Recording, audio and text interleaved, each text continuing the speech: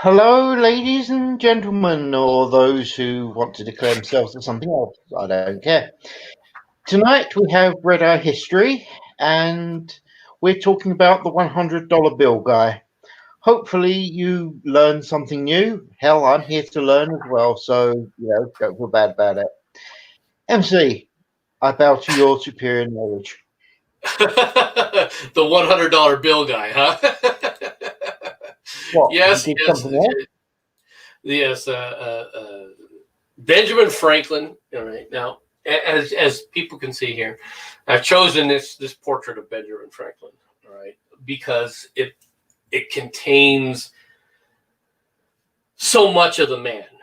All right, just this one piece. Okay, and it shows his humor. It shows the reverence that people in America have for him.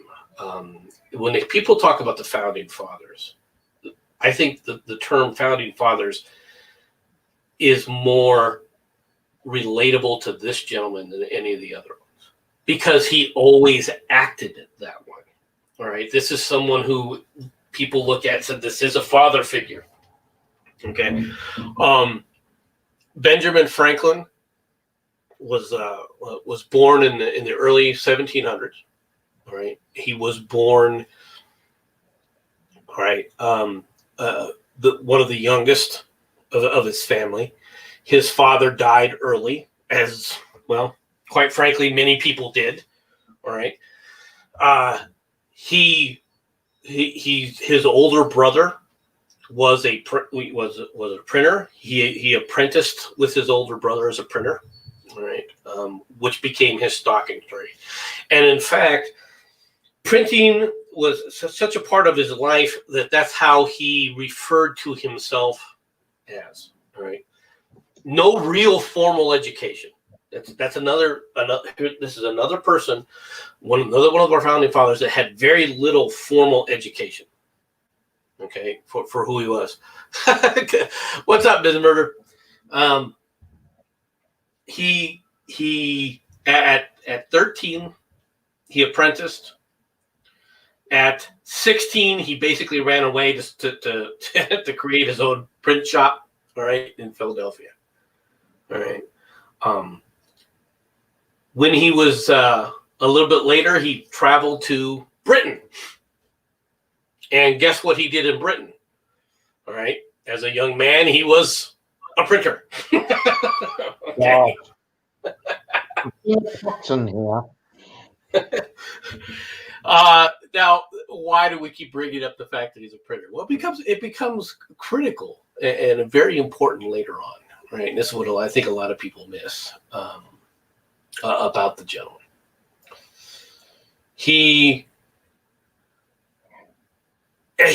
There's a lot of things about what kind of an individual that he was.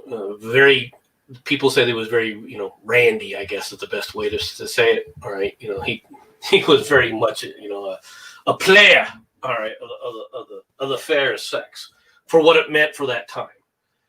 It is believed by some that it is in Britain that he fathered one of his children, one of his boy. All right, that later on becomes a perv. He was not a perv. Again, I'm seeing a pattern here.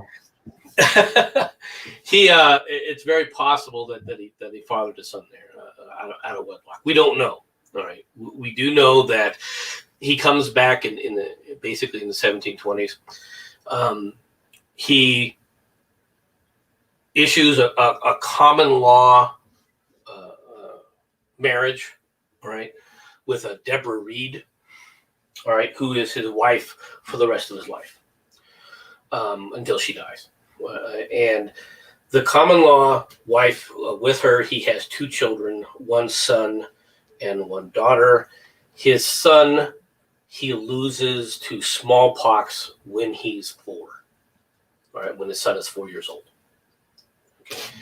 And it's one of the things that he later on, when he writes his autobiography, that he laments. He goes, this is the one thing that he wished that he had gone out of his way to make sure that his son was inoculated. I heard he loved hentai.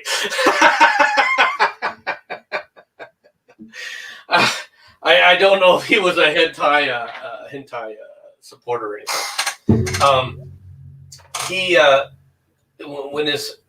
During the time of the smallpox, okay, and everything, they had already learned that if you gave somebody cowpox, right, that it would immunize them against smallpox. Okay, cowpox being a less virulent strain of the virus of a virus, and they knew about this. And in fact, Benjamin Franklin, in his papers, had advocated people getting this, the inoculation. However, people tend to forget when they think about it, the medicine that we have today, the medicine as we practice inoculations today. That's not the kind of inoculations that you were talking about back in then. What they would do is they would basically scrape the pus from somebody who had cowpox, and then they would basically jab it into you. Okay, that's what the inoculation was. There was no serum, there were no hypodermic needles, right? This is how they were using inoculations. And even though in his papers and so forth, he had advocated for this, he didn't get his son inoculated. And the reason, basically, that I can come to is his son was only 4. His son was very young, right?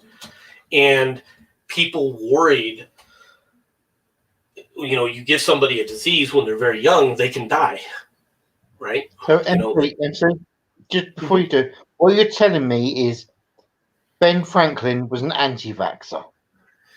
No, no, it's not that it wasn't an anti-vaxxer. He felt I think that he felt that his son wasn't old enough, all right, and that it would be too risky at that point to give him the inoculation.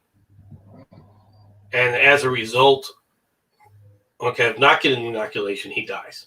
So it comes down to you weigh in the risk. He took a risk. There was going to be a risk either way, and hindsight's 20/20. Well, if you know your son's going to die of smallpox unless he gets the vaccination, you're not going to sit up there and obviously you're going to try and inoculate him, even if he has a risk of dying simply from the cowpox, right? Even if it's less, right? So it turns into one of the things, but it's one of the things that he does lament, later on in his life, right? Deborah Reed, his wife, had children from a previous marriage. She was married, all right, and her husband, being a scumbag, her first husband, basically fled the colonies to avoid being thrown in debtor's prison. Okay, so he fled to the West Indies. He sounds like a keeper. Now, even before his common law marriage with Deborah Reed, he founds what's called the Junto Group. And the Junto Group is what he gets together is he tries to get together some people that are intelligent and discuss how better to move society and philosophical discussions and so forth. And actually, one of the members of the Junto Group actually tries to hook him up with one of his relatives. All right. And the reason I'm mentioning this is you'll understand a little bit. Who is from a fairly substantial family. And Benjamin Franklin initially courts her, but eventually calls it off. And the reason he calls it off is because the family refuses to pay him enough of a dowry. Right? Because he has plans to use the dowry.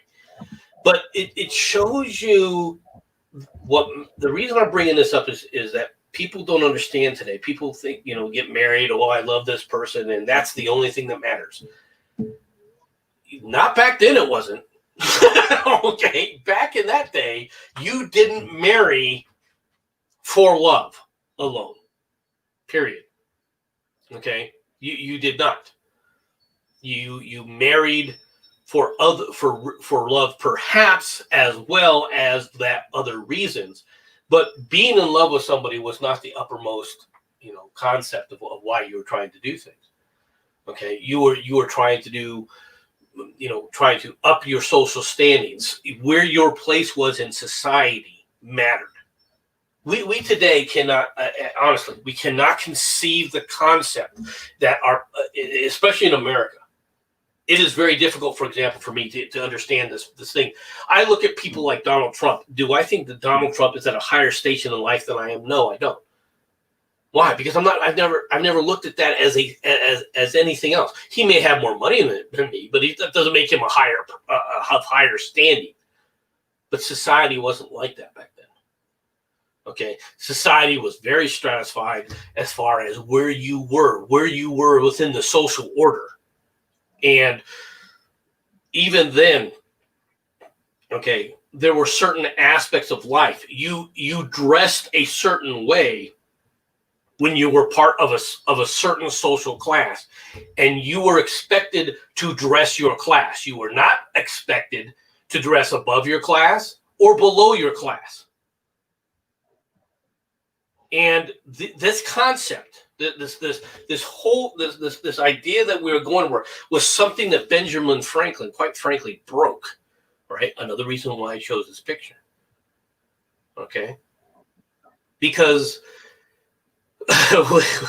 which Bishop put on which was a historical look of things. She's not wrong. No, she's not. No, she's not. In fact, Benjamin Franklin, comes from a very substantial family. His mother had a number of children, more than a baker. I think a little bit more than a baker's dozen.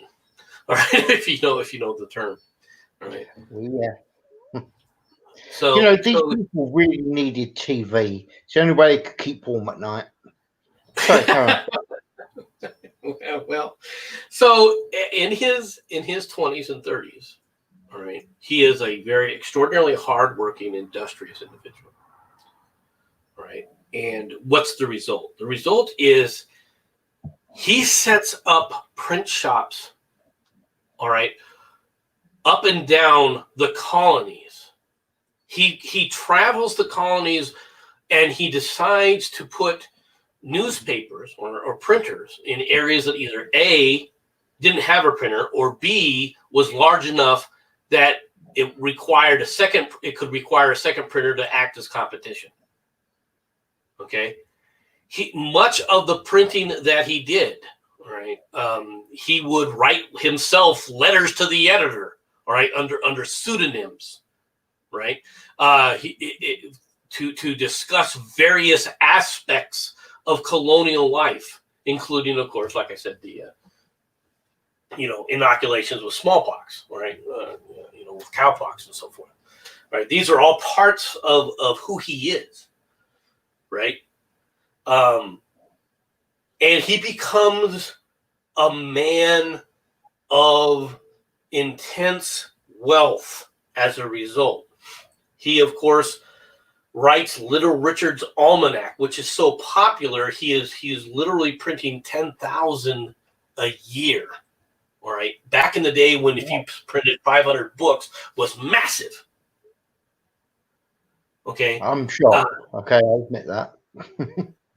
and of course, much of the Little Richard's Almanac he basically penned himself.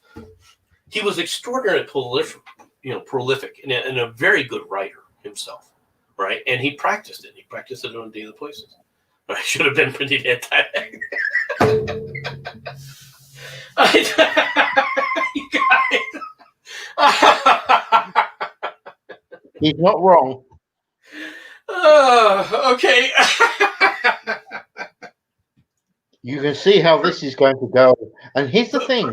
From the things I've heard about Mr. Franklin, he would probably be absolutely wetting himself laughing at the things we say if he understood them.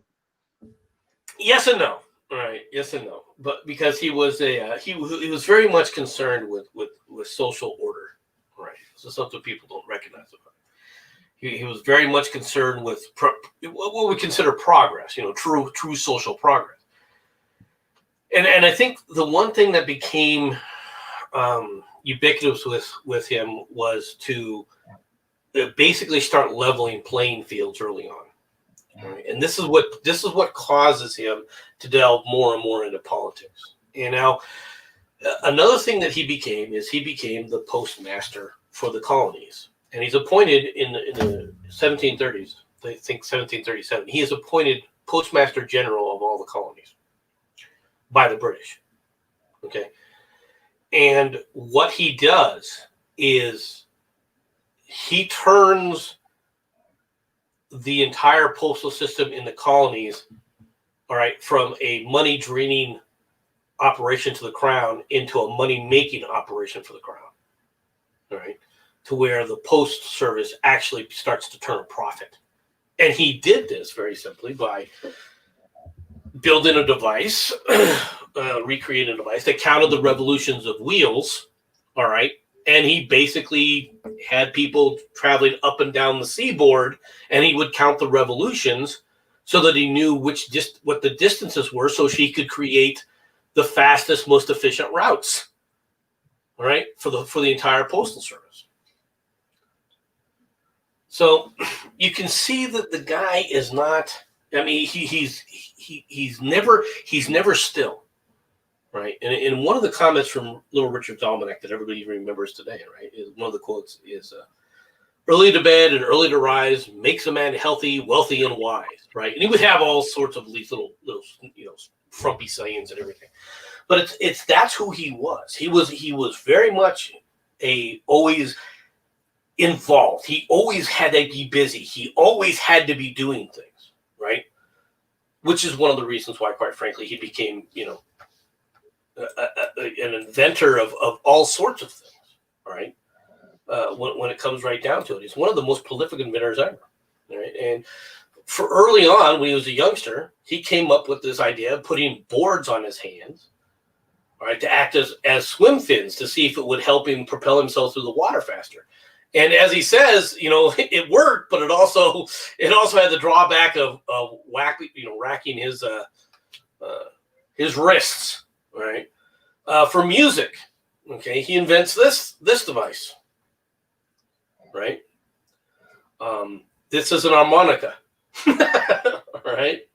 And basically, if you've ever held a wine glass and you've wet the tip of your finger and you've gone around and you started hearing the tune of the wine glass, that's what this is.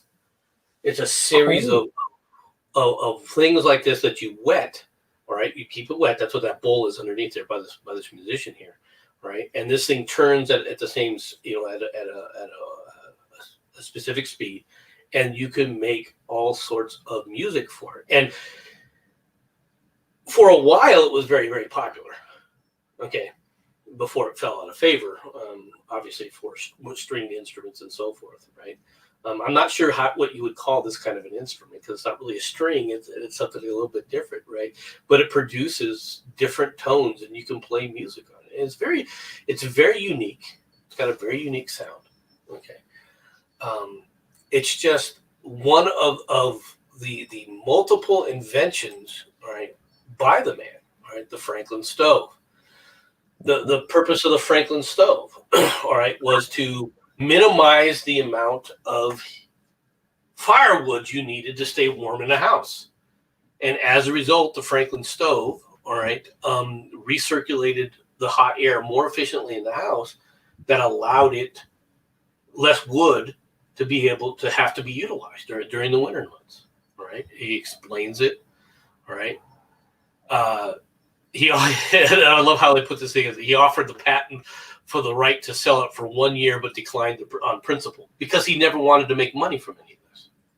Right? He didn't make these things to make money, which is another aspect of the man. The lightning rod. Everybody knows about the lightning rod, right? That Benjamin Franklin is responsible for the lightning rod, and his invention of the lightning rod comes as a consequence, of course, of his famous, kite experiment with his son, the son that was survived from the son he takes in, right, from the how do I say this? Basically, the marriage, the son that was a bastard, right? And I don't mean that from, in a negative context. I'm not using it as the actual terminology, right? The son he had out of wedlock, William, all right, helps him with this experiment. William goes on, I think in 1763, becomes the governor of New Jersey, the royal governor of New Jersey in 1763. A post he retains until 1776, where he is placed in jail. But we'll get to that, all right? A difference in street lamps. It is Benjamin Franklin who proposes using a street lamp where the sides are tapered out, all right? And the reason for this is to help the glass stay clean so it doesn't get dirty, because the smoke doesn't settle into it like the rounded glass bulbs that people had for street lamps and have been using it for street lamps in, let's say, London and so forth around the rest of the European capitals. All right, so the glass doesn't get dirty like that as nearly as quickly, right?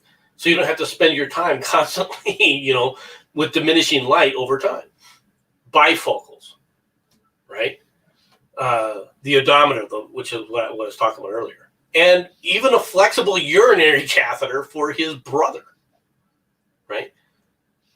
The guy couldn't keep still. He had to keep working. And in the 1740s, when he's very well off, he basically turns all of his printing over to his partner, okay? He basically, turns all that so that he can indulge in other interests and he can pursue these other interests, of which public works and several things, come into being as a result of it. But people don't get that from him. People don't understand that he was someone that always had to keep his hand in, right? Everyone remembers that he came up with the lightning rod, right? But it wasn't just the lightning rod that he came up with. The whole idea of a charge, the term charge, is something he created, right? When you talk about electrical charge, positive to negative, all right? Flow, okay? All of these are terms, right? Battery, all these are terms that Benjamin Franklin gave us, right? There's a reason that they thought at the time, and they claimed at the time, that he had tamed lightning. People had, buildings had burned constantly, all right, around the world due to lightning strikes. All of a sudden now you stop that with the simple expedience of a lightning rod, right? He was hailed as an American inventor. He was hailed as an American scientist, all right, especially with his work with electricity, right? The whole kite with the lightning phenomena. What Benjamin Franklin was establishing was that it was the same thing as a regular electricity, just in a larger context, right? He also noted the relationship between electricity and magnetism. Okay, these are observations. These are scientific observations. Now, he himself was more of a practical individual. He was not, if you look at someone like Isaac Newton, right? Isaac Newton is the classical theory guy. Okay.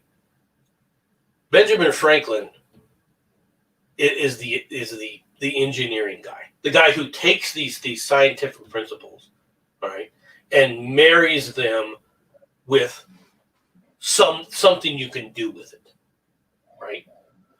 Gives you a thing with it. One of the things that he notes is the difference in viscosity with oil, right? And he used to carry a cane with him, and he would do a demonstration where he would say, "I'm going to calm the waters of this pond," and he would put his cane in the pond and hit a little switch that released the oil onto the pond, which of course the oil would go over the top of the surface, and because of the viscosity, all right, would look like the waters are calming rather than the ripples. The ripples, are reduced as a result. right? Due to this thing, he was always looking for what you could say a practical application of something. Now, how practical is it to sit up there and put oil on water? Well, it speaks for itself today, but it shows you what the guy was like.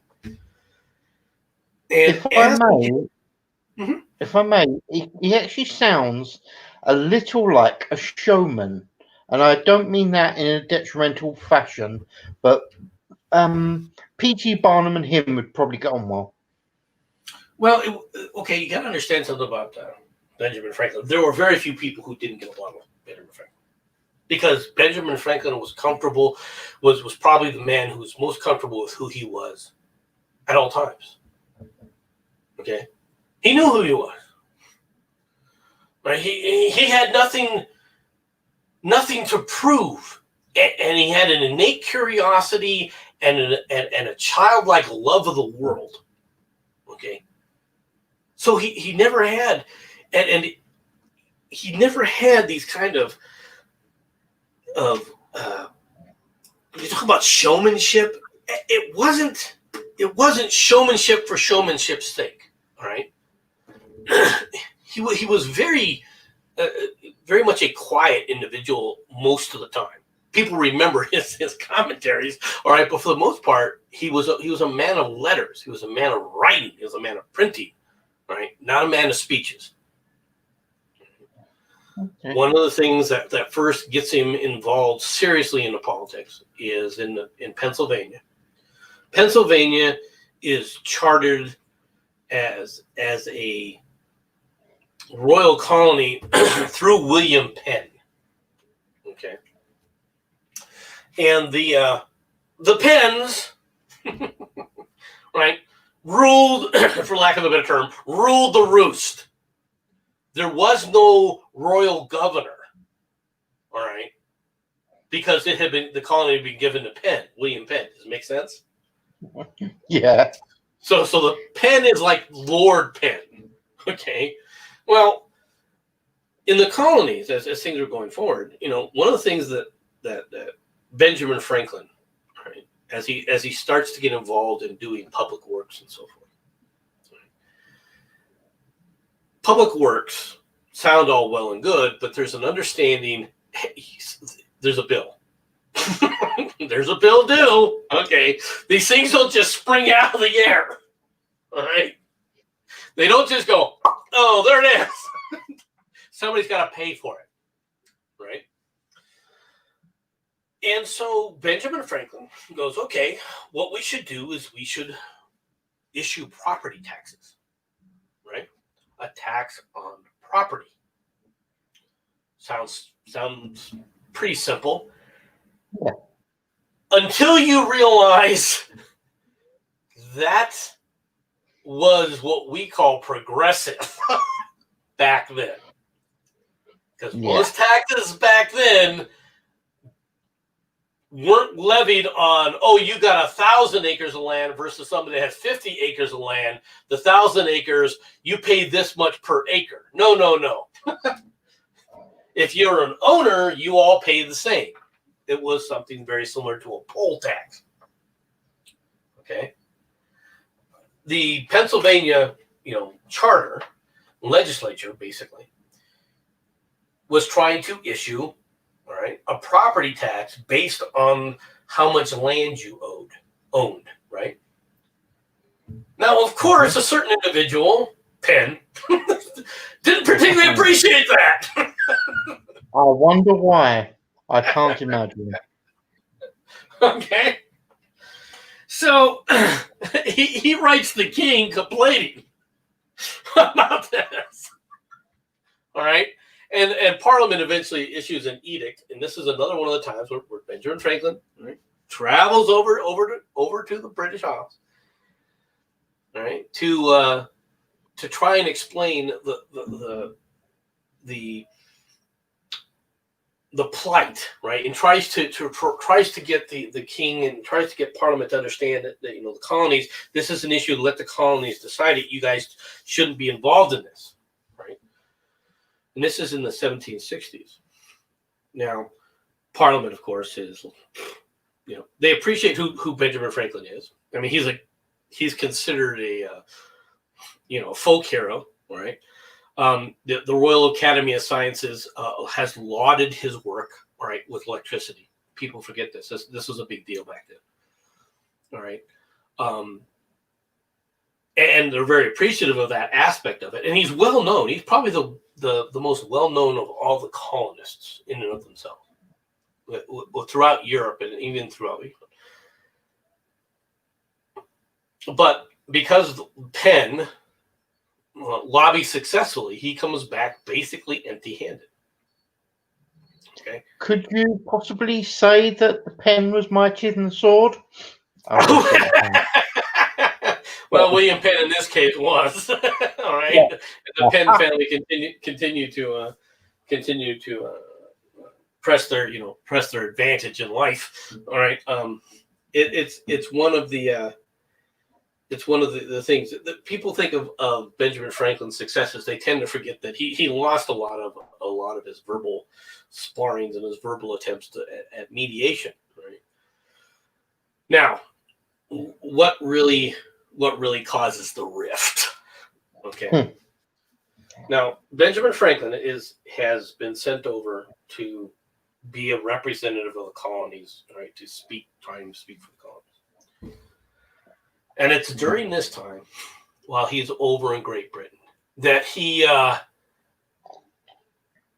is delivered a package of letters. Okay. And these letters are correspondence between the royal government, of course, and the royal governor of Massachusetts. And basically, because you got to remember the New England is the hotbed of revolution. That's where all the problems are. That's the people that are making the most noise and so forth. Well, Benjamin Franklin makes copies of these letters and sends them with a note saying these are not to be discussed publicly, but you should know. And he sends them, of course, to the Adams. Okay? Okay. Now I'm going to cut to the chase here. The letters get printed. Okay? God. The letters get printed.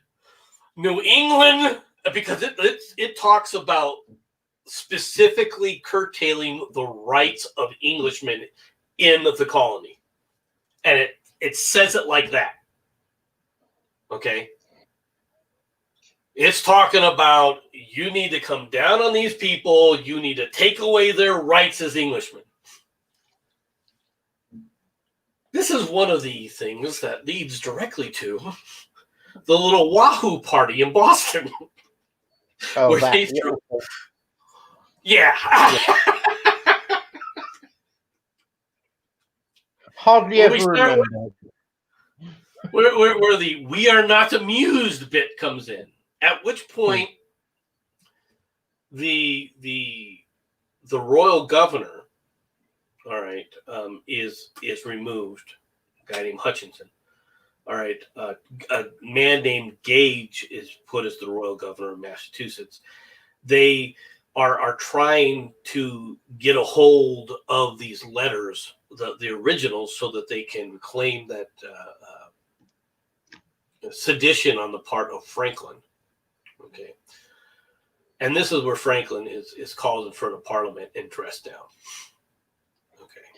Before we get there, you want to mention the fact that the Cough Cough rebels deliberately went out of their way to dress up as Native Americans just to blame them, or are we going to paper over that bit? Okay. They did that. They did sit up there. Okay, we want to talk about the Tea Party. The Tea Party that is famous, all right, is the Sons of Liberty. All right, were a group of New Englanders. Okay, very much in and more of a revolutionary mindset of the junta. Okay, it was far wider. All right, it was closer in many regards to the Masons, the way people think of the Masons today. Okay, there were literally, tens of thousands of Sons of Liberty. Right, and the Sons of Liberty were more or less a loose, they were like the Antifa of the day. Okay, they really were. There was, but they had an organizational head, and the organizational head is Adams. Okay, understand this. The Adams family is running this little cabal, all right, as they push towards revolution. And John Adams, especially, right, believes that the colonists should have been freed, and has been pushing for the revolution. And they basically get together and say, okay, we're going to have some of our people dress up in Indian garb so that when the magistrate comes in, we can say that the Indians did it. It wasn't us. All right. But the reality is okay, you had probably 3 or 4 people dress up in Indian garb. Everyone else just said, the hell with that. We're just going to go over and they go take the tea and throw it in the freaking, throw it in the harbor. Okay. So, to clarify, what you're saying is that the rebels were basically Antifa and they were a bunch of cowards. Good to know. Carry on. Well, in a certain sense, they were cowards. All right. The difference was is the Antifa today get arrested and get fined at worst. The Antifa back then got hung. Well, the consequences were a little bit more dire when they came right down to it. But let's be fair, MC. You actually think Antifa should be hung now, or should I add the word hung, drawn, and quartered? I just think that when they riot, they should be shot. I wouldn't go after them afterwards. I think just let their bodies lay on the ground when they fall, but we'll let that go. All right. Tossed into the harbor is the only rightful place for tea. All right.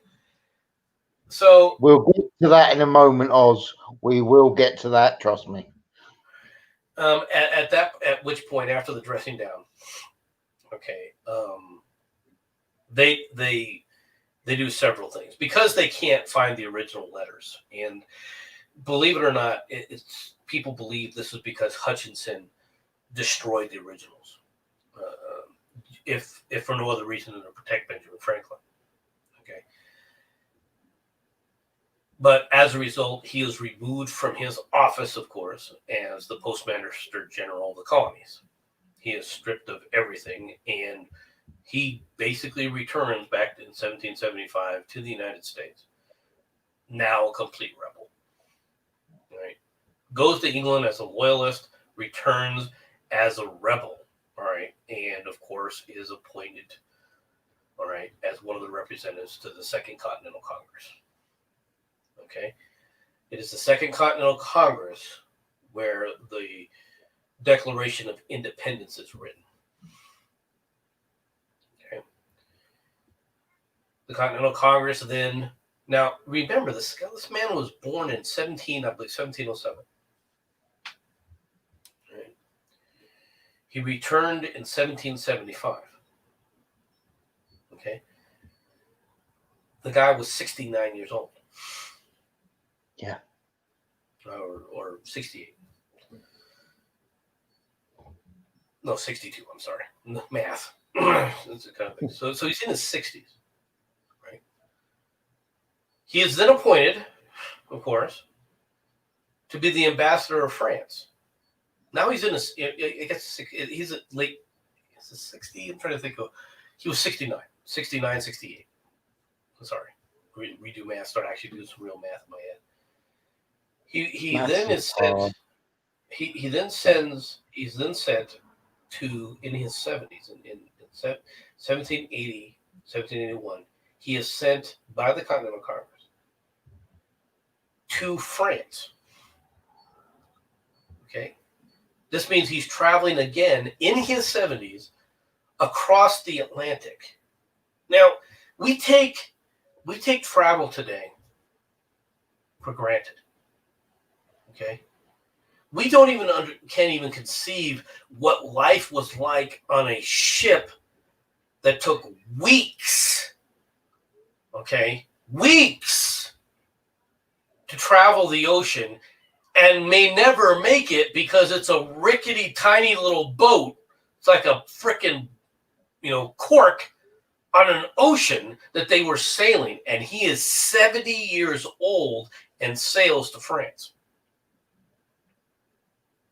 And he takes up his duties as the ambassador to the United States, right? For the colonies in France. And it's his job to secure, okay, a treaty with the French, right? To ensure that the colonies are, can get supplies and get France into the war on the side of the colonies, right? And of course, he shows up in Paris. And at the first big, introduction of the man, he shows up wearing what this picture portrays here, a coonskin cap. All right.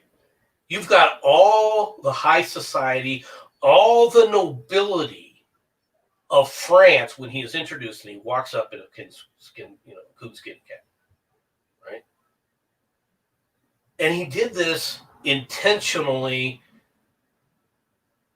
for a lot of reasons. One, it fits his personal fancy. The man was a card in many ways. All right. This is someone who if he was alive today, he would probably be one of the most well-known writers of comedy in the world. Right. That's who he would be. If not one of the greatest inventors in the world, right? At the same time, he was all that rolled into one, and he did it intentionally for that reason, to create a situation of levity, a situation where he also was portraying humility. All right, to the royal court, going, look at us, we're just poor hand-me-down nobodies. Can you give us a break? All of it with the idea of helping the revolution, all right, with that goal completely in mind, right? He was also a person who, all right, he wrote out a list of virtues, and I have them printed here, that he would practice. He would pick one a day, and he would practice this, okay? And as you can see, temperance. Okay, you don't eat too much, you don't drink too much. Silence, all right. And this is something people we today think of Benjamin Franklin as a talker, but he did his talking via written word, not spoken word. Okay, speak not, but to may the benefit of others and yourselves. Avoid trifling conversation. In other words, talking just to talk in the social. Nitpicking that we do, or that people do. Not nitpicking. It's not the word I'm looking for. We're peaceful. Perhaps women should take notice of that one and say, "Yes, I'm going." Right, but you don't prattle just to prattle. Right. Order. This is something very few people knew about Benjamin Franklin. You see that hair, and they always focus on the hair being the wild hair and everything that he had, right? He looked unkept. Not this guy. This guy wanted a place for each and every little thing. My desk would not be tolerated in his workspaces, all right? I would not be working for Benjamin Franklin because of that very reason, all right? Resolution. Now, this one was very important as well. When you resolve to do something, do it. Don't go back on it. If you resolve to do something, finish it. So once you make that assessment, once you go for it. So in other words, once he became a revolutionary, he was never going to stop.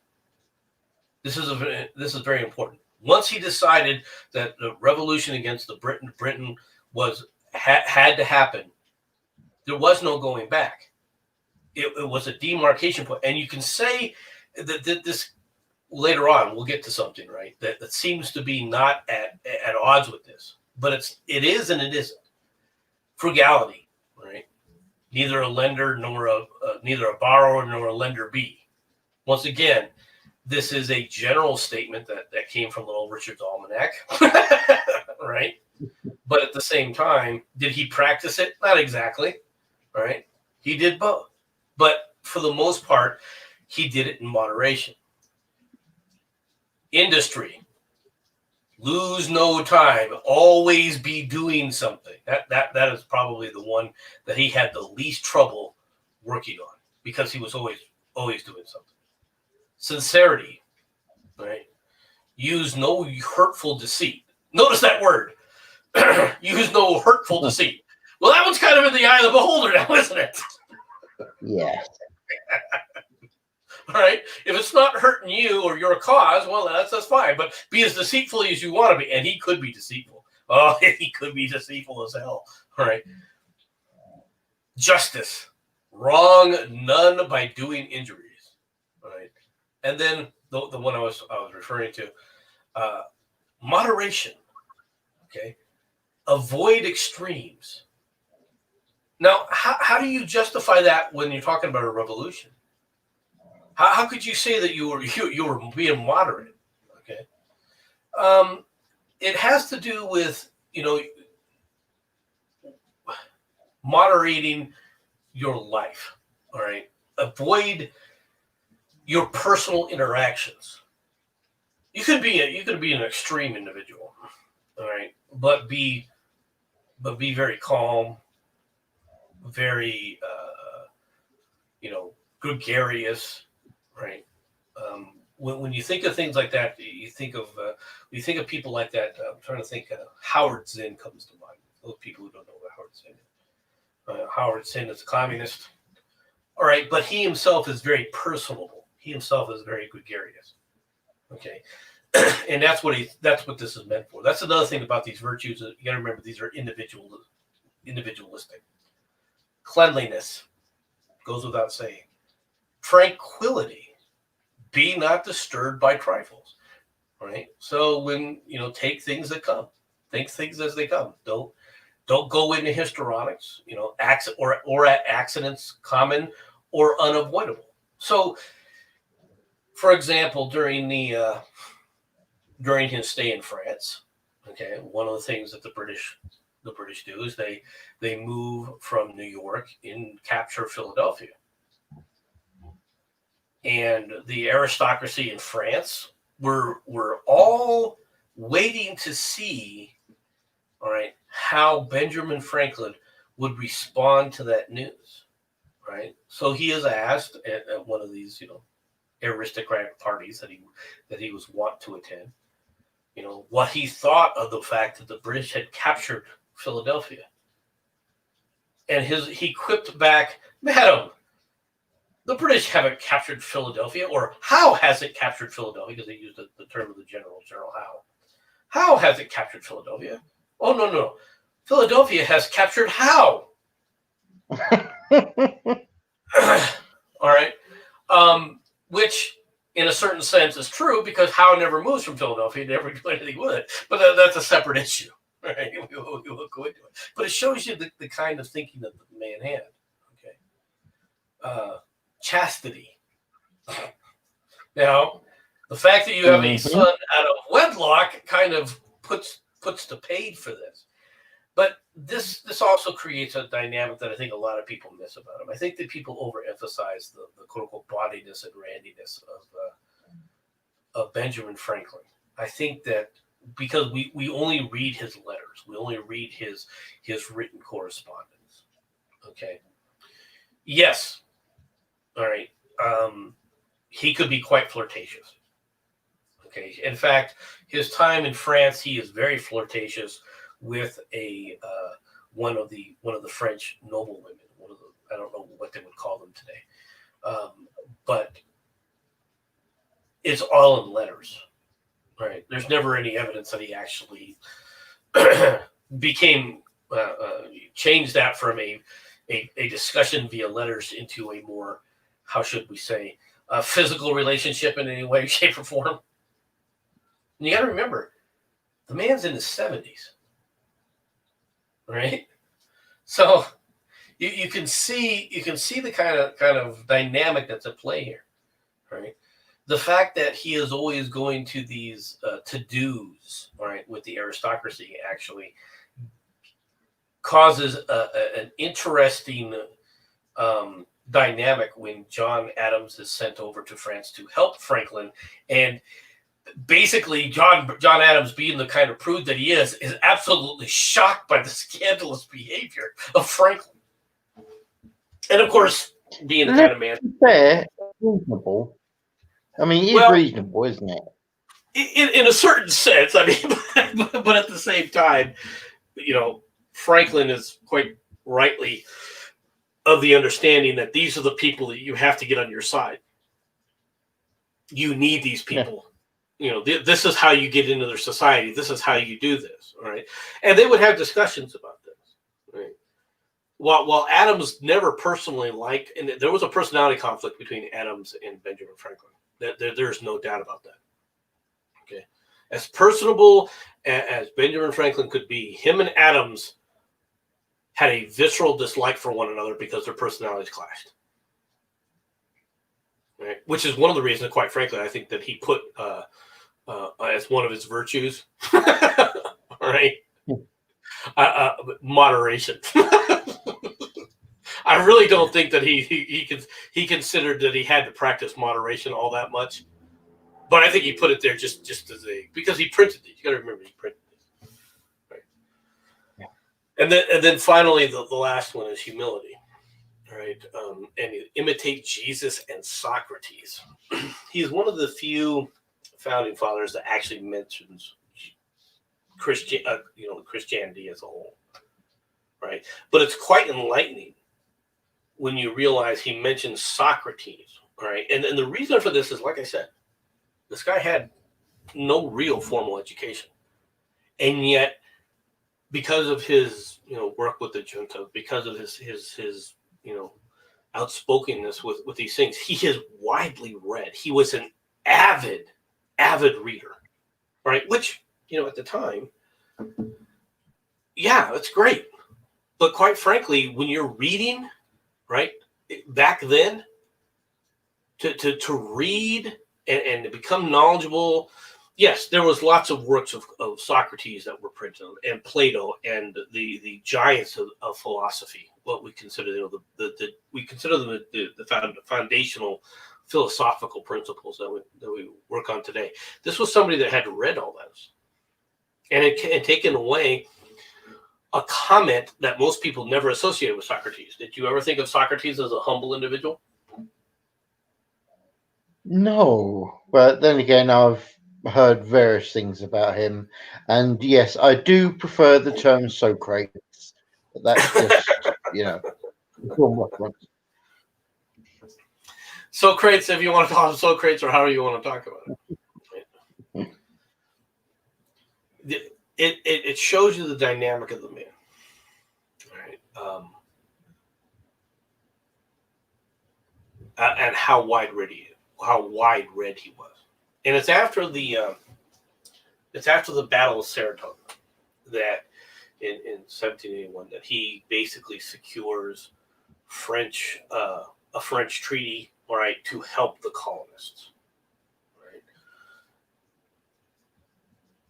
He then is instrumental, right, as the revolution finishes up. I mean, after the Battle of Yorktown, it is Benjamin Franklin and John Adams that sign what is known as the Treaty of Paris, all right, which is the recognition of the free and independent colonies of the United States, all right, where Britain recognizes that the United States are free and independent. It is Franklin who, during the discussions, all right, begins to, I don't want to use this term, but I'm going to anyway, backstab the French. Okay? And basically is concerned strictly with the colonies that had fought.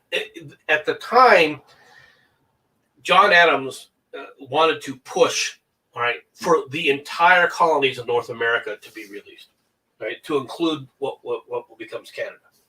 All right. Benjamin Franklin's the one that says, no, if they weren't fighting, they shouldn't be part of the United States. Right? Now, the French, of course, they wanted the British completely removed from North America. Okay? You take away Canada, and you take away one of their big basing areas, right? It has to do with, people have to understand how the air currents travel, right? And why Canada and New England, all right, were important to the movement of trade, right? And it has to do with the weather patterns and how weather patterns develop when it comes to sailing. If you remove New England, if you remove not just New England but Canada, okay, the British ability to interdict, right, into the Caribbean is seriously harmed. Okay. It becomes very problematic for them. And so Canada is important for just that reason alone. All right. It's also a wonderland of forest. What were ships made of? Wood. Okay. A major resource, you know, in more than just one area where you can create shipbuilding. Of course, America is a big becomes a major shipbuilding area as well over time. But you see my point. And of course France, anything possible, you know, with the treaty, asked for the world. They wanted to put the screws to Britain. And of course, Benjamin Franklin's like, no, we're going to moderate this. We're going to take it down to the 13 colonies and keep it to the 13 colonies, right? Which of course wraps up, you know, wraps up the treaty, wraps up the war, and he travels back home, you know, and is there when, of course, the Articles of Confederation, the first articles of the American government, the first governmental structure, basically come apart. And so he is elected, of course, to what becomes the Constitutional Convention, right? Where they rewrite the Constitution. And in fact, Benjamin Franklin is the only one of the quote unquote founding fathers who has signed the Declaration of Independence, the treaty with France, the Treaty of Paris, right, and the Constitution of the United States.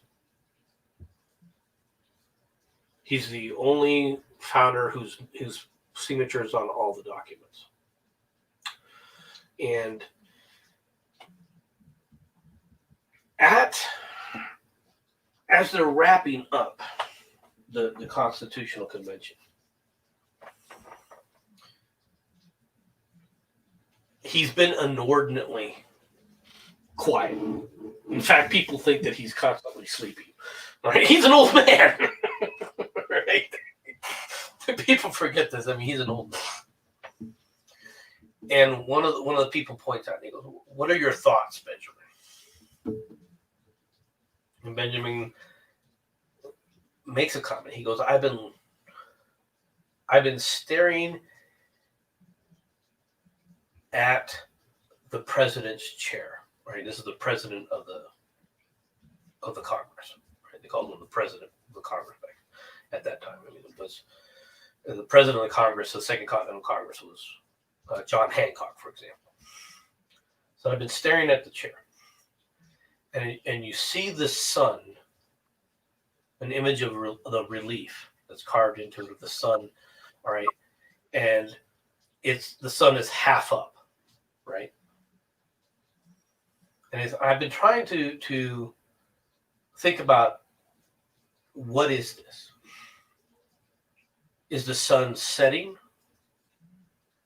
or is the sun rising? And as we go forward, as we put this document forward for approval, I believe that we are seeing the rising of the sun, not the setting.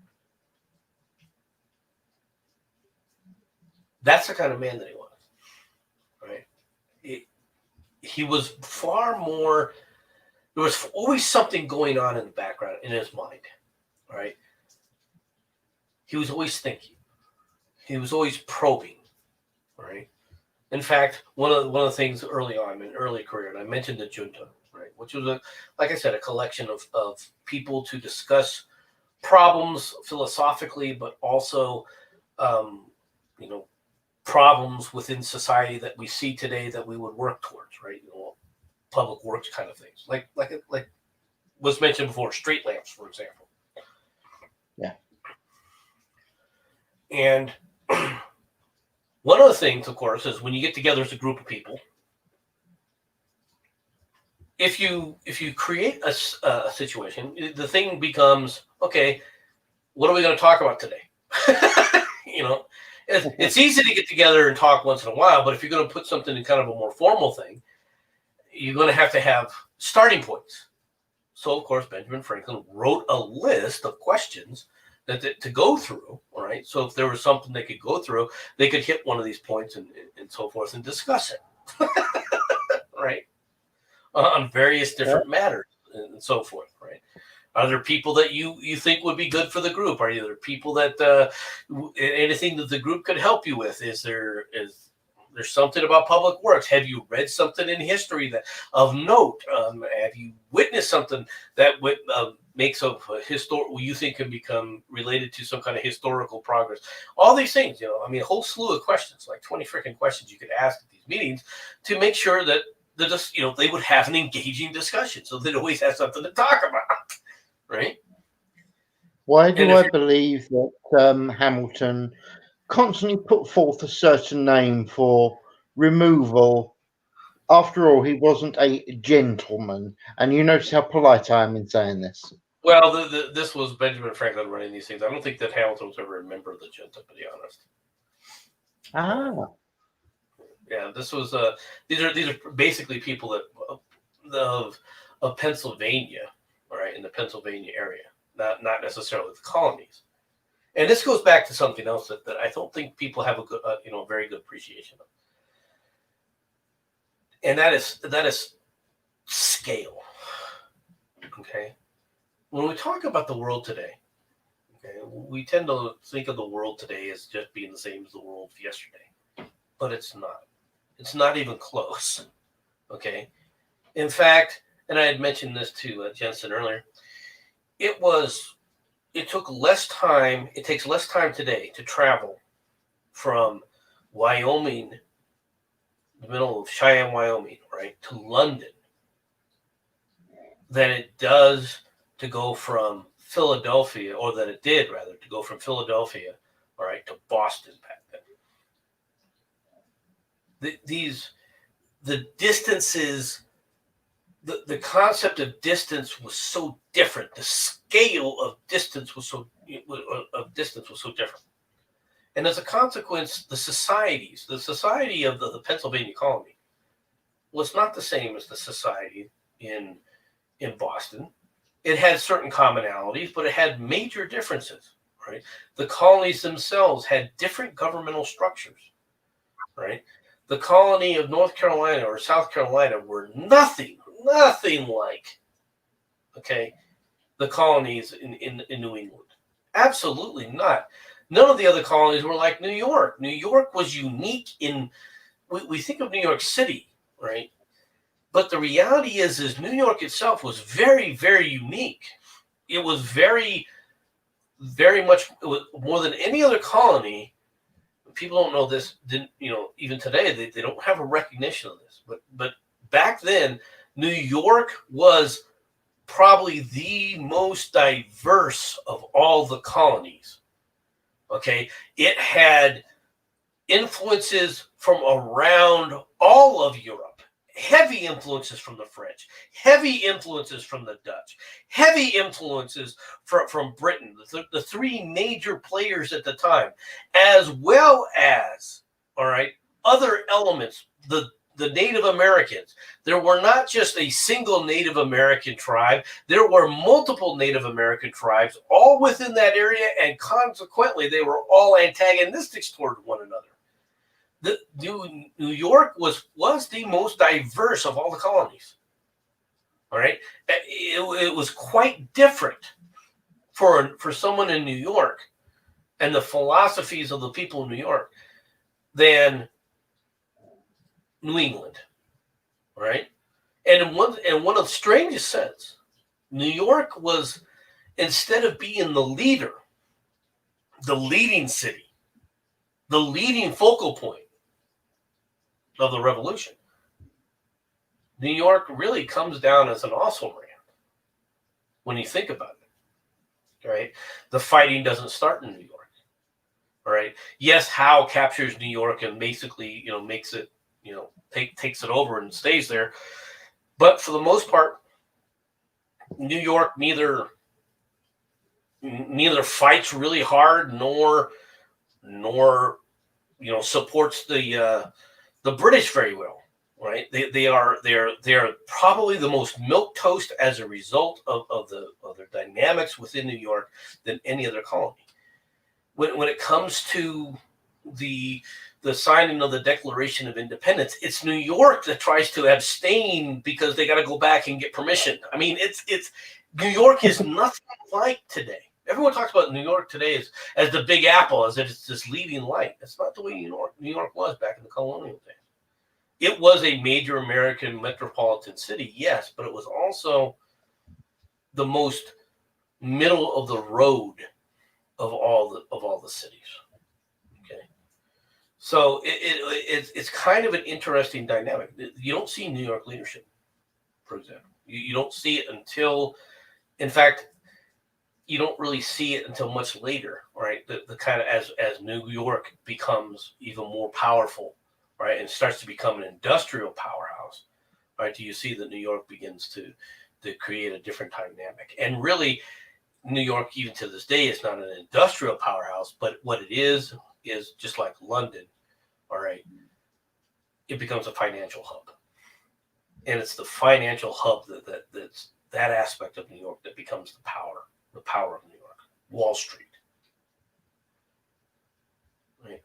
But back in the colonial days, which is one of the reasons why when the first Continental Congress, when Congress starts out, right, and the Constitution starts out, the capital temporarily is moved to New York because it is kind of looked upon as the middle of the road. If I may, just a mo, I'm saying this as a Brit, so I understand you Americans are going to laugh your ass off at what I'm about to say. But why isn't New York the capital? Why did you move it to DC? This is something that I don't get. So please explain. Okay. Why is the capital DC? The reason the capital is DC is because you look at the United States today, and you think of the states as just kind of like districts under the auspices of the federal government. That's not the way the colonies were. The colonies, at the time of the founding of the country, the colonies were closer in a mindset, all right, to the Greek city-states of 400 BC, right? You're looking at colonies that were completely independent from one another, all right? They owed no loyalty to each other, all right? Aside from a general sense of belonging, all right, in a collective organization. For example, the Greeks against the Persians, yeah. But then again, it was the Spartans against the Athenians, okay? Mm-hmm. And you had at times, the colonies at times came close to physical conflict, right? with open warfare, people don't even recognize this fact today, that the colonies themselves would go to war with had the potential of going to war with one another, all right, over simple border disputes between how people surveyed land. It's not an exaggeration. Okay. The state itself was supposed to be central, not the federal government. Okay. The central power player was supposed to be the states. As a result, when it came to, okay, where's the capital going to be? All the states were saying, it should be my state, right? Because everyone would have to come to them. Do you see how this would be such a great, wonderful, feather in the cap? We are the central part of the states. Okay. Well, there was a recognition that no, that ain't gonna work. Okay. I mean, I could argue why it could be in several of the states. I mean, let's be completely honest. You've been ragging on Pennsylvania, but at the end of the day, the city of brotherly love, it's kind of a subtle clue there. So why not there? And no, this isn't I'm asking you a direct question, but I'm saying, why not there? Why not Boston? I mean, let's be honest, that place has been rebelling against itself, let alone everyone else, since the moment it was made. Why not New York? But no, you guys go and put it in basically the most out of the way place possible. Well, what they chose, right, was at the time a central location, okay, and it was land no one wanted because it was okay. So none of the other states would say, "Wait a minute, you're taking my land." No one cared if they took that and made that its own little district and called it the District of Columbia. Nobody cared. Yeah. Okay. Seriously, that's why Washington D.C. is not technically part of any single state in the union. It was because they wanted a central location, which, as you look from the Georgia all the way up to New England, you look at it there, that's pretty central. And it was something that no state really wanted. All right, it was land that that a state wouldn't be upset if they took it. It wasn't great farmland. It had no natural resources. So why not put it there? And it required, quite frankly, quite a bit of work to turn it into something more than just swampland. All right, which, of course, people worked at for 200 years and changed it into what it is today. But it is still today. People forget this. All right, it's a fight against nature because it wants to be a swamp. It is a mucky area. That's why it's so damn humid in the summertime. Fair. I'm assuming that's why there is the joke of drain the swamp. Well, that's part of it, yeah. Well, again, it might sound like I'm taking the mickey with this, but I'm not. I am actually genuinely interested. But that's why DC was selected, and that's also why they didn't place it in any specific state. Temporarily, New York was the capital of where the President Washington initially had his cabinet was in New York. Temporarily, at times, it was in Philadelphia as well. The Continental Congress met in Philadelphia, for example. So just to let you know that, yeah, you saw these things at the beginning, but the reason they chose DC, right, was because so that it could not be claimed by any of the other states, and so that it didn't owe any kind of allegiance to any other state as well, right? And the fact that it was swampland that nobody wanted at the time. Right? Now, okay. and it was central location. So they put thought into this. Okay, they created a thought. Now, as the United States expands, of course, obviously Washington, D.C. no longer physically is in the center of the country. Right. Yeah. But that's just an outgrowth later on. But it remains, once again, not part of any single state. Right. But that's why. So, and then, of course, finally, being the old man that he is, and after I think within a year or two after after the signing of the Constitution, when the Constitution becomes ratified, and the installation of George Washington as the first president of the United States. Benjamin Franklin dies. 20,000 people attended his funeral. Yeah. Okay. For that time frame, absolutely unheard of. Yeah. I mean, people do not even. We can't even conceive the difference. If you tried to monitor and correlate that today, you'd probably be closer to like 3-4 million people attended his funeral. Right. That shows you, the differences in the way the world worked back then. Right. He was mourned by the entire country. Right. And mourned around, in many ways, mourned around the world. Right. For who he was. So, quintessential American. The one thing we haven't discussed is his view on slavery. Okay. Benjamin Franklin himself never owned a slave. Okay. That does not mean that he was an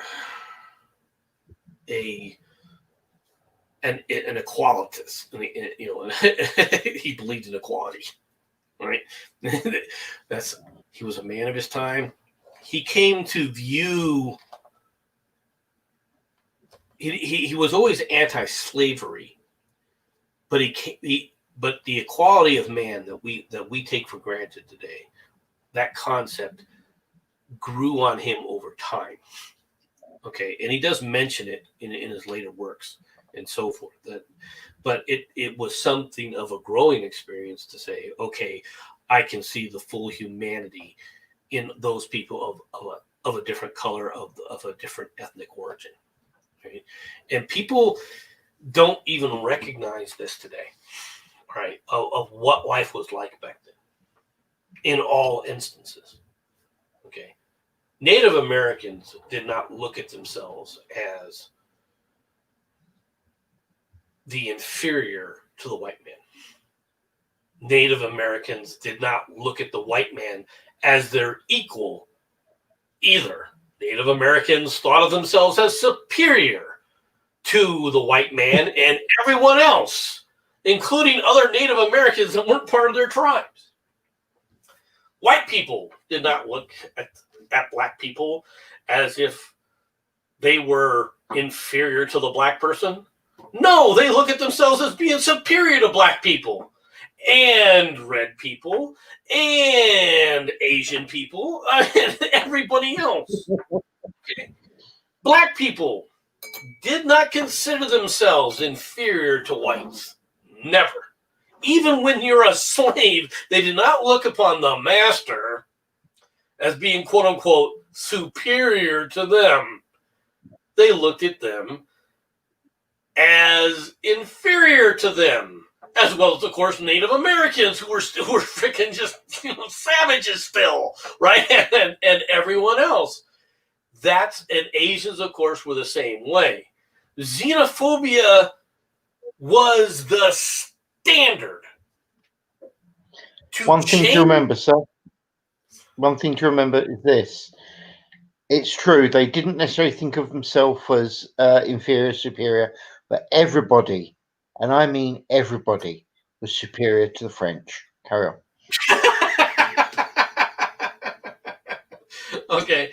But my point with this is very simple, all right? Back then, everyone thought that where they came from and who they came from was better than everyone else, okay? It was a very small minority that were advocating. It came to advocate for humanity as a collective. And it's only taken hold. It's only gotten real relevance, right, since the 1960s, right, worldwide. And even worldwide, it's not as ubiquitous as many people think. in New Paris. It's not as ubiquitous as people think. Right? If you're one of those people who believes that all human beings are the same, for the most part, right? And you think that everyone thinks like that, though that the vast majority of people on the planet think like that, you are sadly mistaken. You are sadly mistaken even to this day. If you go down to Latin America, right, and you really start talking to Latin Americans, they've done what the Asians have done. They've got little striations of where you belong in the world, right? They've got little hierarchies, right? And if you're not part of their little hierarchy, which they put themselves on top, you're part of the lower dustbin of history, all right? You think that racism is unique to America? You think racism in America is horrible and bad? Go around the world, folks. Travel to Asia. Travel down to Latin America. You want to see racism? Travel. Go ahead and travel to areas in Africa, okay? Go over to India. You want to see what this is like? The idea that we are part of a human condition and we all are brothers who sing Kumbaya is not accepted by the majority of people on this planet, unfortunately. And that's the sad reality. It's the sad reality, folks. We're not as far advanced in this thinking as many people believe, right? And if you're going to try and do moral judgment of people in the past by judging from the moralisms of today, maybe before you did that, you should stop and take stock of where we are today, currently, because we're not where you think we are. Just my point. Okay, so we've talked about Benjamin Franklin. Do you have any questions about Benjamin Franklin there, Jensen, that or anything you want to talk about that I may have missed? Well, let's see. Let's go back to the Tea Party issue. You, of course, do realize, yeah, you know where this is going. You do realize that Greta Thunberg might have one or two issues with lobbing the tea into the harbour. Now, I don't know if this is true. I'm sure you're ready to tell me I'm wrong. But I seem to remember you actually ended up with an ecological disaster based on bunging the tea into the ocean. Now, correct me if I'm wrong. Oh, okay. Well, what was unnatural about the tea being in the harbor? That would have probably have been it was just tea leaves, right? The salted tea leaves. That's all that was, right? Mm-hmm. It was all natural. There was no oil or petroleum products that were used, right? Yeah. How do I put this? You guys had fishing problems there for about 200 years, I believe. Now, again, could be wrong, but don't think I am. I think that you're wrong about that as far as the fishing goes. Basically, mainly because the Boston Harbor area. If you want to talk about it being an ecological disaster, it had very little to do with the tea being dumped in the harbor. It had everything to do with what else was going into that harbor. All right. Specifically, when you start talking about the Boston Harbor and so forth, the city of Boston. Remember refuse. Okay. Remember the fact that the people pooping and peeing. All right. And when the city grows large enough, that's a lot of poop and piss going into the harbor. Yes. All right. And the smell is the smell. And you know what I'm talking about, Jensen. All right. I have no idea what you mean. Every major city, if you take a look at the harbor and you go out and visit the harbor of every major city, all right, you will smell it. You will smell the waste. All right. We've gotten better, of course, as time goes by, and we obviously do a much better job of it. But back in those days, that was probably the main issue. Now, the sailing ships and the fishing, for the most part, were never as good in Boston Harbor anyway, as it was just off the coast of Cape Cod, which they called it Cape Cod for a reason, because cod fishing was excellent out there. Okay. And so obviously that's where the majority of the actual fishermen, would ply their trade. Okay. Oh, All I can say is I do know that London was known as the Great Stink back in like the 1800s. So I'm not really going to push too far with that one. But you know, Do, it is do what you it is. fish? Do you fish in the Thames or the whatever you call it, the Toms, whatever you call it? It's the Thames. Good God, you colonials. No, anyway, yes, actually, the Thames can now be fished in. We've actually had sightings of whales and dolphins in it. So, how clear it is a questionable point, but there will always be certain sections that quite simply you wouldn't dare fish in because if you're lucky, the fish only have three eyes. In some of them, they may well speak to you. Right. I don't think you've caught it on fire, but which we still own in Cleveland, but that's a separate issue. Oh no, we did, we did. We're good for that. We've actually had fires on the Thames, though. Then again, as a counter effect, somehow, and I'm quite impressed with this, we actually had the Great Thames freeze, and you can't actually freeze polluted water quite as easily as you can normal water, I believe.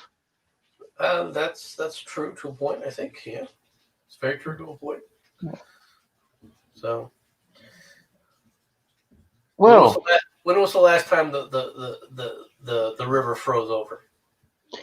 cough, cough, 1800s, cough, cough. Yeah. When was Yeah. the last time you guys had fires in yours? Well, I think it was what the 1950s. I think I'll leave that there. All right, but that was one river. All right, in one city. All right, Yeah. that was not the majority of American rivers, but and of course it definitely wasn't the Mississippi, but the Mississippi is. Yeah. Mississippi's huge. All right, I know people who have never traveled America. Right? America is very, very much a diverse country. Right, and you have a lot of interesting areas. You can go to areas within in the Rockies and so forth in those areas and go inside of the rivers and streams that are there, and they're just absolutely pure and pristine. And then you could go down uh, the Susquehanna, right, Mm. which is and so forth, or you could go down to the mud flats, right. Its name gives a suggestion, doesn't it? They're the cities, the rivers that you'll see are just there's so much out there, right, and it's very much amazing.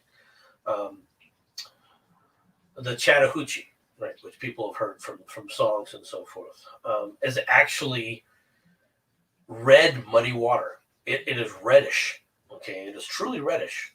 Right? People don't even if they're gone there don't even realize it. It just there's interesting things. Now, some of this, most of this is natural, right? It's just a natural consequence of runoff and farming and so forth. Now, and farming, of course, has when you see rivers that are muddy, generally, this is not true necessarily in Mississippi because Mississippi, created its silt for decades and decades long before the actual farming. But a lot of the mud that you see today comes from the fact of farming, and you have dirt blow over and rain runoff into the rivers. All right, and it washes the mud and it washes the topsoil into the rivers. Okay, so the plains region, Iowa, Nebraska, Missouri, so forth. Much of the muddy rivers that you see there are due, quite frankly, to agriculture, right, and the agricultural output. So it it is interesting, right? It is a dynamic within America, and I don't think that people who have never been over here. All right, I remember the first time I was traveling on leave back from my first duty assignment in Augsburg, Germany, and I was coming back to the United States, and on the plane, um, I met there was obviously I sat next to a German, right, who was coming to visit the United States for the first time, right, spoke fairly good English, right, and so we started to have a conversation. Okay, and he was explaining to me all the areas that he was going to visit in America, and he was going to visit New York, and he was going to visit Miami, and he was going to visit the Grand Canyon, and he was going to visit all these different things in the United States. And so I stopped and I asked him, "Well, how long have you got?" And he goes, Yeah. 2 weeks. And I said, "You might want to think that you might want to tone that down a little bit, your expectations down a little bit, because you're not going to see all that in 2 weeks." All right. There's really not a very good understanding from Europeans to understand just how large America is. Its landmass wise. You guys, your states, quite a few of them are actually larger than quite a few of the countries in Europe. I just want to state that point, okay?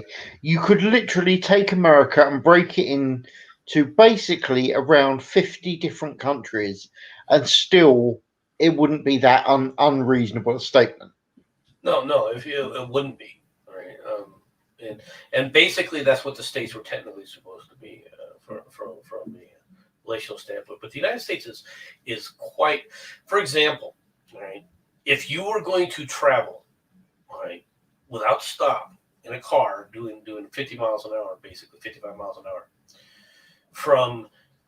and you wanted to travel from Nebraska to Boston, okay, you're going to be traveling pretty much the entire 24 hours. That's in a car. It's in a car traveling at highway speeds for all intents and purposes, right? Yeah. It's going to take you 24 hours. And people who've never done that don't even recognize just how much territory, how much land you're going past, all right? It's Nebraska itself. All right, if you're going to go across the length of Nebraska on Highway 80, is 400 and something miles. Now it's just a number until you actually drive it, right? When you drive it, you begin to realize, holy shit, this is long, right? Just to give a bit of reference here, my country is only about 600.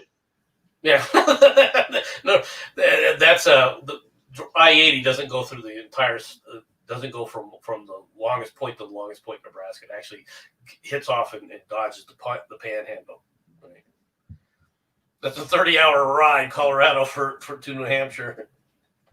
Did UNH Durham to the UC Boulder is 32.5 hours, only stopping for gas and food. It gives you an example. Right? It gives you an example of how large and as a result, how diverse the United States can be. Right? Wyoming is like nothing you have. There is nothing in Europe that equates to Wyoming. Nothing. Okay, I'm telling you that right now. And you would be hard pressed to find something in Europe that equates to the Badlands of South Dakota.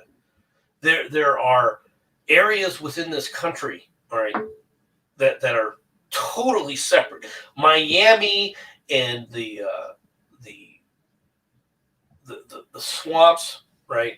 The Monongahela swamps and all that other stuff down in those areas, completely different than what you're seeing in the middle of the country or even in the northern part of the country.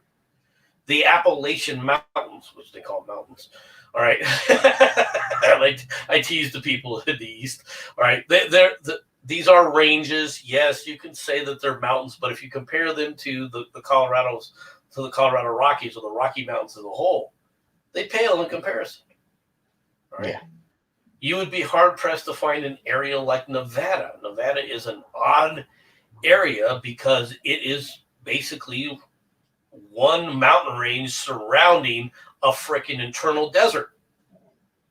Okay, you don't see that anywhere, and of course during around the southern part of it, you've got the Colorado River, and the Colorado River even today is nothing like it used to be. I mean, the Colorado River used to be used to be close to what the Nile is. All right. And people don't recognize this. The Colorado River in the United States, all right, obviously starts in Colorado and travels basically the going west all the way from the Rockies all the way down and empties into the Pacific, right down by Tijuana. Yeah. And that river, before they dammed the holy hell out of it, okay, used to flood and it would be ecological disaster after ecological disaster, right? The United States is huge, and that's with today's technology. That's today. Compare that to what it was like when you had to travel, and your fastest means of land travel was horse. Yeah. You start to understand when I start talking about, okay, the society in North Carolina was not like the society of South Carolina, which is across the border, and even more diverse than Virginia, and even more diverse as you keep going north. It wasn't like Pennsylvania, it wasn't like New York, and it definitely wasn't like Boston or Connecticut or any of these other areas. They were not the same. The people weren't the same. They didn't think the same way. They didn't talk the same way. They didn't engage in a life the same way. Everyone has certain things in common, of course. I mean, everyone eats and drinks and sleeps. Everyone breathes air. Okay. But back then, prayer and everything, completely different. Right? Churches, completely different. Mindsets were completely different. And I don't think that people get a good grasp of that. That's one of the things that made someone like Benjamin Franklin absolutely critical to the revolution, because he was someone that was accepted by all. And this is one of the strangest things about this.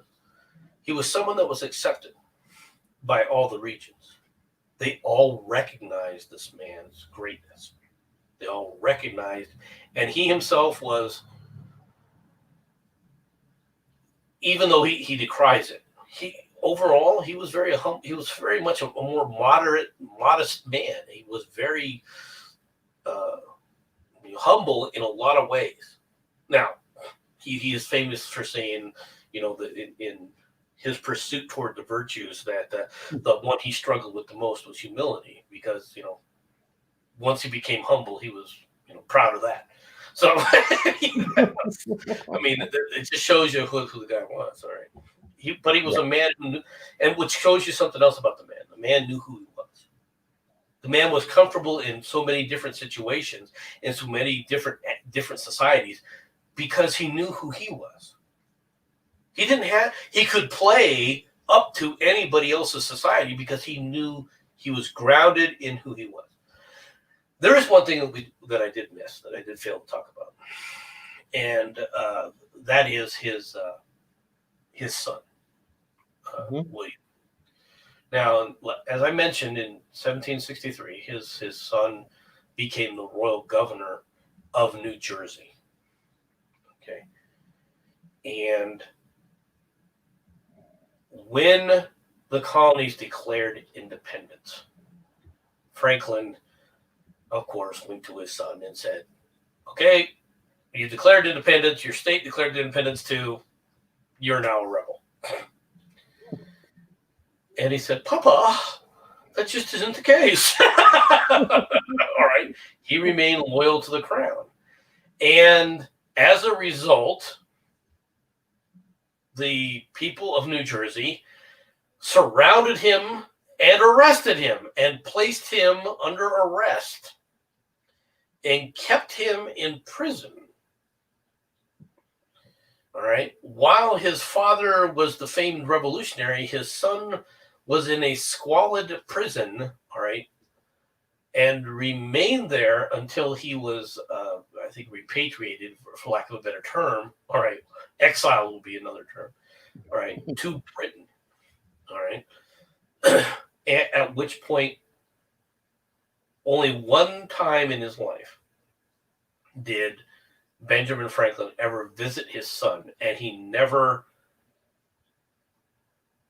they never put bygones to be bygones.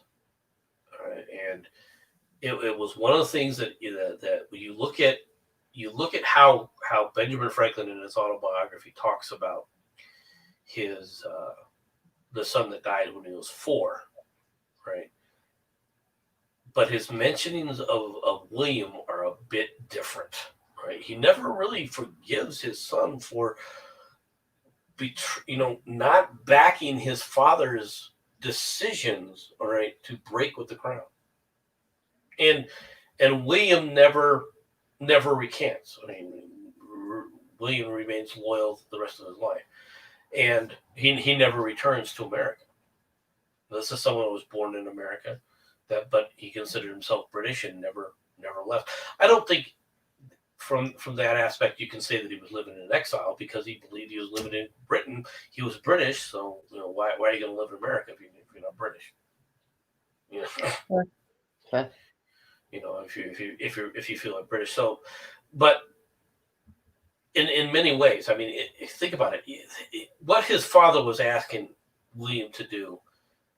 Okay. Remember, 1763 to 1776, you've been governor of New Jersey for 13 years. Yeah. Right? This would be difficult to just walk away from an individual professional lifestyle. And your job during those 13 years is directly, basically, to represent the royal government of Britain, right? And of course, you do what you can within with the situation as it is. Okay, so I think that obviously the personalities and the personal animosity that created. You got to remember, William was not just. I mean, William was his boon companion as well, and this is something else people don't understand about why people look at this. They go, "Wow, what an estranged relationship." But William was one of the things that worked with his father when the famous kite experiment that everyone talks about. Right? William was there with him, with his father, investigating that stuff. Okay, so they in many ways they were boon companions. And when he came back as a revolutionary, you got to remember he went there not as a revolutionary. He comes back as a revolutionary. William is looking at this and going, "What the hell happened to my dad?" I mean, well, think about it. He goes there. He's a loyalist. He doesn't believe in revolution. He comes back a few years later. What the hell? And I think that Benjamin could never get his son to understand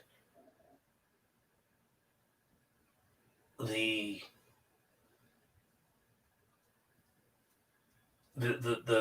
dynamic that turned himself into a patriot. But once again, resolve is one of those things. Once you make that resolve, you stick to it. Can't say that Benjamin Franklin didn't stick to his resolve when it came to being a patriot or with his son. I mean, that's just the way it is. I would like it said, just from my personal opinion, but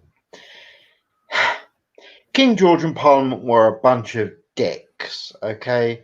The way they responded to Ben Franklin was unreasonable. Now, don't get me wrong, I'm not going to try and compliment Mr. Franklin here, but the king was a dick, and, well, we know he was crazy, so it's not really that much of a shock. But if he was treated reasonably, I do wonder what this world would have been like. Well, if you want to know the truth of the matter, all right, if you had a different personality than the king, and you had a king that could think out of the box, it would have been a complete different situation if, for example, the king said, "You know what? I'm going to travel to America." Okay. Back in the 1760s, if the king toured America, I think the dynamic, just that one act, nothing else changed, just that one act could have instantly changed the dynamic of the situation. Right? Obviously, but people thought of America in terms of Benjamin Franklin and the coonskin cap. Backwater, nothing there, rustic, rural, okay, and you could describe areas of the country like that. You definitely could. But at the same time, if you go into Massachusetts, pastoral would have been a better term. You would have seen industry on a different scale, right? Boston would be a recognizable city to the British. Back in those days was just like a British city. Yeah. It wasn't London. Nothing was London. Okay. But it would have been like many other cities. It would have been definitely like Norfolk, right? And so forth. People would have the ideas of what that was like. Okay. It would have changed the entire dynamic of the American Revolution. It really would have. I mean, don't get me wrong. I truly believe that you guys would have got your independence, but I don't think it would have been based in war. It would have been based in diplomacy, in my opinion. Now, again, could be wrong, but I don't think I am. It would have been a different dynamic, probably, right? Where yes, I think you're probably right. It wouldn't have been based into the war and the myths of the war as it went through there. For lack of an example, I'll give an example. Right, one of the things that people talk about America, and the American military still is part of the myths of America, was how much better shots the Americans were than the British. Right, than the average British soldier, right? Well, there's truth, and then there's not truth to that. Mm-hmm. Okay, and the biggest truth to it is, yeah, the Americans were able to shoot better, but because there was far more of them that had rifles rather than smoothbore muskets. Okay, and the reason for that is they were using those rifles to hunt food every day. So you had people that were used to firing every single day and all the time with a rifle rather than a musket, a smoothbore musket. All right. So the idea of American sharpshooters and everything, yeah, it comes from that time frame, especially the myths of the Americans during Lexington and Concord, right? Where the British, and people forget this, but the Lexington and Concord occurred because the British were ordered to not just seize stores, but go after John Hancock and the rest of the revolutionaries and seize them and send them to Britain for trial. Yeah. Right? Now, this is something that's very important, and I want to bring this back up as well. Right now, one of the things that's happening around the world is over there across the Pacific, there's this small little area, right, called Hong Kong. And in Hong Kong, one of the things that they had until recently was the right to be tried in Hong Kong courts by other members of the island. Right? The Chinese government said, no, we're moving you and trying you in the mainland. Right? Well, that's one of the things that the British attempted to do. Yeah. Because the British had brought a number of Stamp Act violators and so forth to trial in the colonies, and the colonies said, yeah, no, they're innocent. Boom. You got all this guilt. and of course the colonists are like, let them go. Just to bring reference, does that remind me of the west coast of America, or I'd say around the Portland area, given modern history? No, it's not ringing any bells. I'm sorry. It is a consequence in a certain context of that. Yeah, it's very, very similar, right, to those situations. And that was one of the reasons why the British instituted, okay, we're going to try you in the military royal courts back on the British Isles. We're going to capture the American revolutionaries, and we're going to try them in Britain, and then we're going to hang them. Okay, so they moved out. They moved out to capture these people. All right, through Lexington and Concord, and of course, history is history. Yeah. And the results and everything. But that's it. Just gives you an example of where you're seeing history somewhat repeat itself in multiple different instances of this happening, because where the local populace is saying, "No, we're not going to try you," and the rest of the populace saying, "Yeah, we are." The rest of the saying, "No, you got to hold them accountable." So it definitely is something that's part of the time. Yeah. Well, I think we'll bring this to a close here. I do obviously ask, it's your turn to pick someone for next week. Who do you think? Who should I pick? That and the fact I've run out of founding fathers apart from Hancock. Well, do you want to continue with the founding fathers, or do you want to do one of the British generals? Actually, given the fact that most of the people that watch this are American, I think it's actually do the founding fathers first, and there's a whole lot of F's right there. Okay, and that's perfectly fine. I don't have a problem with that. Do you want to let's ask a question? Do you want to talk about someone from the northern colonies or someone from the southern colonies? I'll let you pick. Let's go for a southern one because I'm fairly certain we're missing a few there. Okay, well, you're missing a few of both places. But if you want to go for the southern ones, let's talk about Thomas Jefferson. Okay. All right then. In that case, anyone that's left listening, ladies, gentlemen, and whatever hell you want to call yourself, we will be continuing next week at the same sort of time. I hope you all have a nice time and actually, like me, managed to learn something today. Anything else you want to say, MC? No, thanks for listening, everybody. Appreciate you all coming out and watching and tolerating my. I didn't yell too much. I don't think they're sorority, so that'll be that's on my streams on Monday, Wednesday, and Friday. So yeah. All right then. I'll speak to you all next week, people. See you then. Bye bye.